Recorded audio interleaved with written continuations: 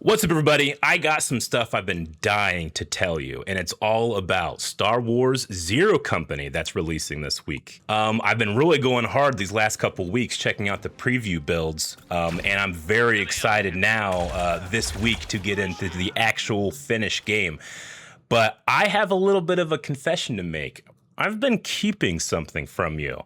Aaron and I were invited to be part of the community council for this game, so we've been playing for quite some time, playing early builds, providing feedback, Aaron being a veteran tactics player, and me having never played it before. We're able to give some feedback when it comes to the gameplay, the Star Wars setting, that type of thing, just so that the developers have more information as they were making the game. It was an absolute honor and privilege to be asked to be part of that. And we appear in the credits of the game. That's nuts to me. One of the craziest things that's ever happened in my YouTube career. So thank you for inviting me to the community council. Obviously, I'm going to have a little bit of bias when it comes to that. But I mean, let's face it, this is Star Wars. I was already going to have a lot of bias. Star Wars is one of those franchises where I play new types of games to experience new Star Wars. Now, while that is the reason that I'm playing a tactics game, this game is also the reason that I might play some more tactics games. I had so much fun learning a new way to play a game. My experience when it comes to turn-based combat is kind of limited to Pokemon. Getting into a game like this with a system that it has was intimidating, but ultimately very rewarding. And I can now say, like, hey, that's a tactics game. I'm going to give that a shot. Now, I do want to stress, I've only played the preview of this game. I don't know where the story is going. I've only played the first, 15 to 20 hours or so. 3 times, but I've only played up to a certain point. By the time I got to the previews ending the 3rd time, I was going nuts. I just want to play more. And now that the game is released, I'm going to be playing some more. Now, the game is set towards kind of like the back half or towards the end, I would say, of the Clone Wars. Zero Company is a group of operators that were formed out of the ruin of the 100th Clone Company, which is a company that is under General Pong Krell. Something terrible happened, and our main character, Hawks, took the blame, or at least was blamed for it. But with a general like Pong Krell, I don't know what happened, but I can't wait to see if the game reveals a little bit more of it down the line. So you start with the game as they're out there just trying to survive, and boy howdy are they not pulling it off. You start the game 80,000 credits in debt to Gorga the Hutt. I can't think of a more dire situation when you owe some money, and it's to some of the strongest crime bosses in the galaxy. It makes for a really tense setting in the beginning, but also it means that you only have up to go.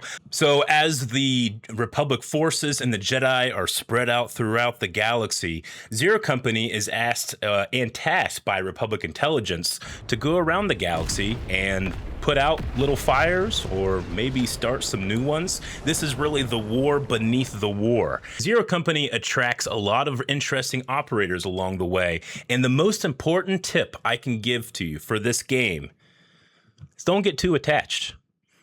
That's going to be tough because these characters are fleshed out. I don't know how normal tactics games work or whatever. The character work, the cinematography, the performances, they really speak to me.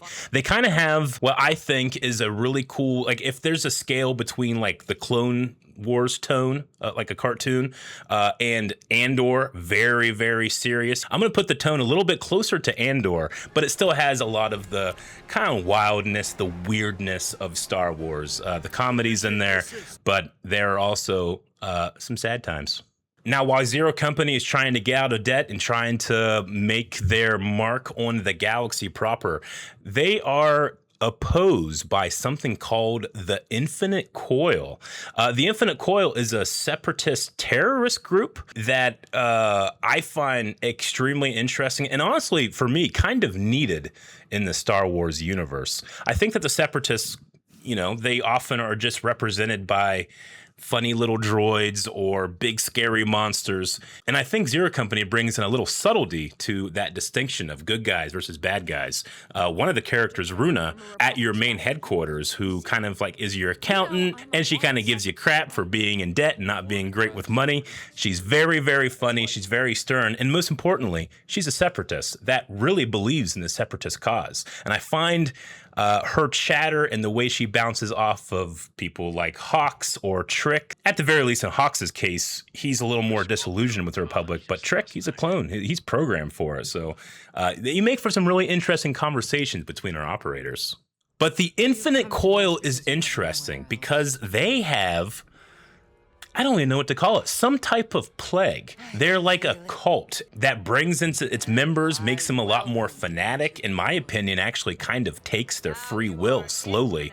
But the most intriguing thing about the coil in this plague is that it has, like, to me, the flavor of magic in it. Star Wars, at its core, is a fantasy universe. It's not a sci-fi universe, it's a fantasy universe. So I always love the various rules that magic can work by. Obviously, the Star Wars has the Force, and I'm not claiming that the Infinite Coil in this dark plague utilize the Force, but man, if it doesn't feel like it, having played the beginning of the game, at one point they even name-dropped Count Dooku being involved, and yes, he has just straight-up separatist connections. He also has some connections to some other stuff. So I'm really interested to see the Infinite Coil develop a little further. They are crazy too. Like, this game is like galaxy spanning. You're going to be doing things called operations, which are more like text-based adventures. But in those operations, you're making various choices. Some of them, literally, you're just picking the best of two evils because the coil gets more and more powerful as their influence grows. But so too does Star Wars Zero Company get more and more powerful, because as we go throughout the story, you literally can grow your roster with some crazy characters like Telria, the Tognath Jedi Padawan, come into the scene really organically. You kind of get this rewarding feeling when someone joins Zero Company. They become part of the group. One, because it's just cool to have the characters around, but two, the synergy in the gameplay of this game is so fucking fun. Forgive the curses, but it's so fun. Now, the most important thing I learned in my time with Zero Company, you generally are going to take 4 operators with you on a mission, and it took me a bit to understand that I'm not taking out 4 characters and having them each individually try their best. I'm taking out a solid team that are going to work together during their rounds to optimize action economy. Here's what you can do, here's what the enemies can do. And just making it so that next round they do not have as many options, and I have more options. Action economy. As you play, each character can use 3 action points depending on what you do. A thing might cost 1 action point. You could use 2 action points. You might use all of your action points. It's really important to pay attention and look at all the powers and abilities, try to understand them. I will say it took me a bit to really understand the synergy of the game. Again, I have never played a tactics game before, so do not feel intimidated by this. Even though I find tactics to be a little bit more challenging to pick up, I find the reward for learning the systems, giving it a shot, to be so worth it in the end, especially when it comes to feeling like, hey, I got an idea. I wonder if this will work. And oh my God, I found out it works. You are going to be taking on your missions what's called authored operators and then custom operators. The authored operators are fantastic, but they are pre-made characters. They have their own specializations and talents and appearances and outfits. And while you can change some of that, you can't change it all. You can't change what they necessarily what they look like. You can't change their talent, but you can change their outfits and their specializations. One of my favorite characters in the game so far is named Cab Uppercut. Now, what his talent is being a former boxer. So you can upgrade his boxing arm, and he's going to run around the battle and he's going to punch some people. And with his punch, they go flying a little bit. And when he kills somebody using that punch, he regains all of his points that he used to get to that punch. So oftentimes I send in Cab, throw a little punch to a B1, it dies in one hit, and then I can send him right back to safety. Or do something else, set up Overwatch. Overwatch, if you don't know what it is this way of being able to influence the game as the other team is playing. Like if a melee character runs into your cone of fire, they might be completely stopped dead in their tracks and cannot do anything for the rest of the round. You can also set up Overwatch and then have someone like Cab come over and punch them, moving them into the Overwatch cone. And then you're synergizing, then you're working together. There's also various spots in some of these planets that enemies can fall into, and a character like Cab can push them into it with his punch. Make sure you're utilizing the various obstacles that are around these stages, especially things that can blow up. And like I said, water or a big giant hole, which is a fantastic way to die in the Star Wars universe, a big giant hole. There's other ways that you can utilize this type of strategy. Later in the game, you get Tel Rhea, a Tognath Jedi Padawan who can use the Force to send people from a distance flying into a hole or to fire or something like that. I was able to recreate that awesome moment from Star Wars Rebels where Kanan utilizes a maneuver that uses the Force to push somebody out of cover, and then Rex is right there, knowing it's going to happen, to get him. I was able to recreate this with Trick and Tel Rhea, and it was a really, really fun experience to be able to utilize strategies that I've seen in the various Star Wars movies and games and recreate them right here in Tactics. I want to talk a little bit more about the customization and some of the choices that I made that might help you make either similar choices or completely different ones, but I just want to kind of get this into your head. Do not chase canon. I am so guilty of that. I'm the gamer that wants to experience every single mission and look around every single corner and keep every single character alive so that my run is the perfect canon run. And I gotta admit, this might be like the first game that I have gladly tossed that out of the window. I mean, you literally cannot do everything. Whenever you're in your operations menu, there are just too many things in the galaxy to do. This is a huge galaxy map that you're checking out, and you can't get to everything. So make sure you're reading everything, you're making choices, you're role playing, you're having Hawks do things that you think Hawks is gonna do. And you have to consider that your friends will not always like your choices. Bond is a very important stat in this game. If you ask somebody during gameplay, hey, help me take out this guy, your bond's gonna go up. If you do cool things together, the characters literally start working better together. It's a fantastic system. But you only really care about those characters because they're precious. In my game, I'm trying to make sure I'm keeping all of my authored characters as alive as possible, because other than Hawks, all of them can die, and you might miss out on some big story stuff. But especially the custom operators, don't be afraid to have fun. I had this one operator, her name was Bailey, and she was a Nemodian assault specialization. Now, Nemodians don't usually do that type of thing. They are a risk assessment species. Like, as a species, they tend to not do stuff that's not worth it. But Bailey was a little bit different. Maybe that's why she made her way to Zero Company, being an outcast from her other people. But she loved risk. She would jump in the middle of droids, throw around grenades, have fun. But sometimes risk is just that. Bailey got 3 injuries and she died. I put her up on my memorial wall, and each time I would come back to HQ, I would look at that wall and I would remember Bailey. She also inspired me to learn from my mistakes. I ended up hiring another operator to not necessarily replace her, but you know what? To replace her, I made a Weequay character named Hector, and he was a heavy, and he would do the exact opposite of what Bailey did. A heavy can attract people. They can taunt people from across the battlefield, and then they focus just on the heavy. So I would have Hector go out there, he would taunt everybody, and then I'd have him run away, and then all of these droids would follow him across the map. No way of actually getting to him, but heavy would lead them into my traps. I would set up various overwatch tunnels, so as these guys are coming into the area, they're just getting rained down with fire, and they're right next to this electrical panel that's gonna blow up as soon as I shoot it.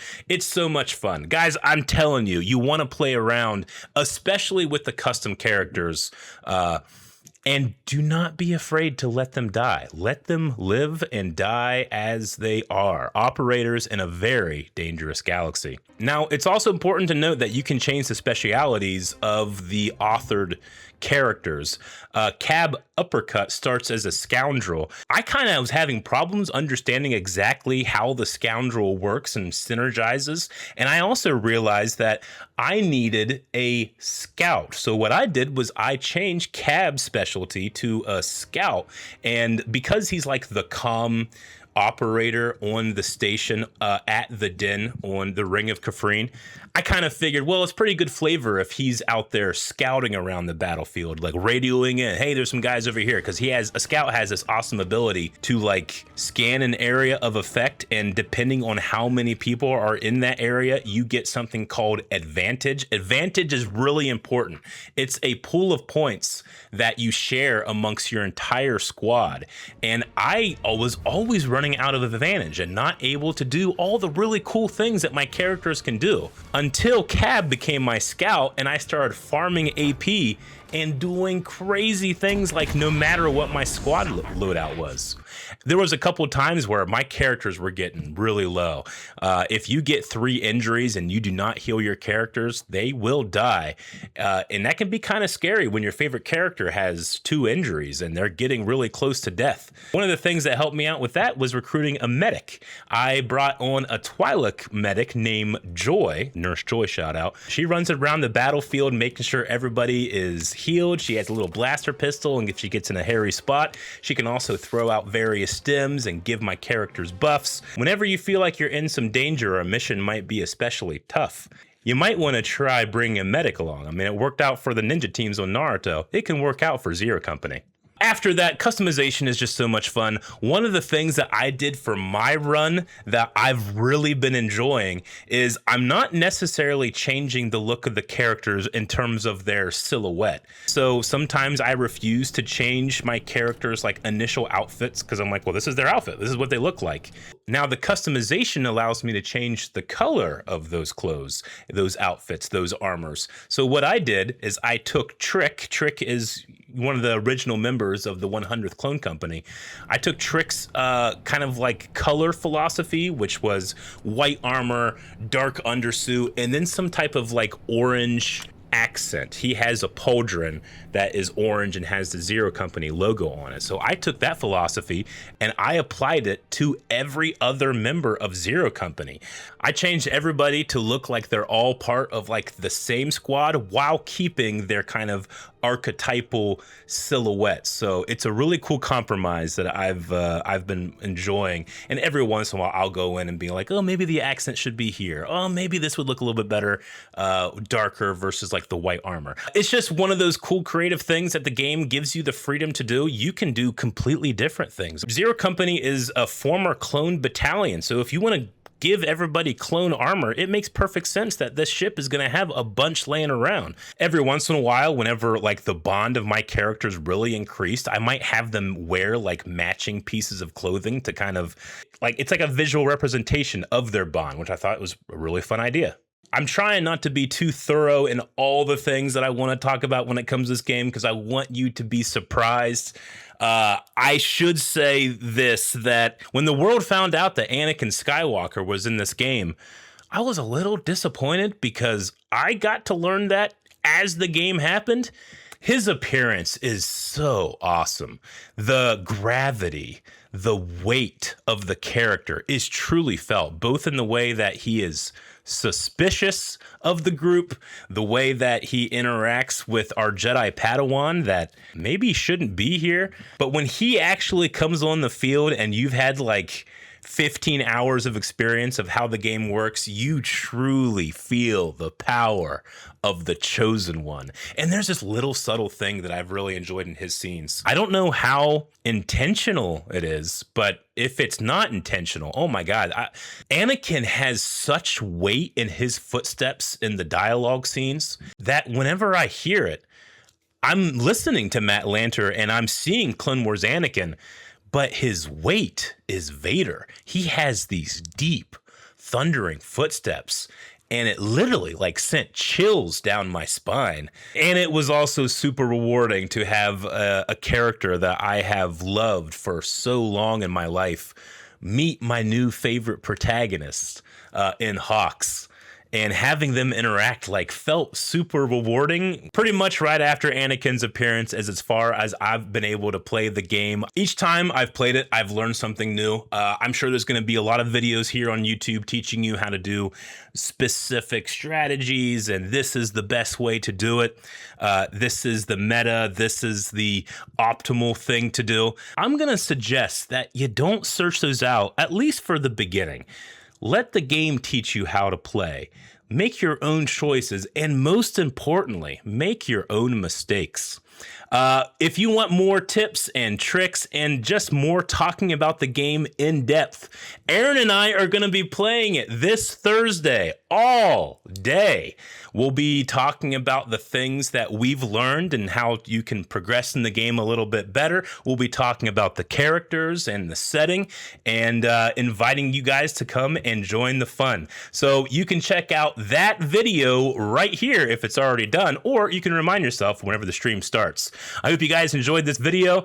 I've been having so much fun with Zero Company. I can't wait to talk about it more. Make sure you subscribe to Wave Squadron for more coverage of this game in the future.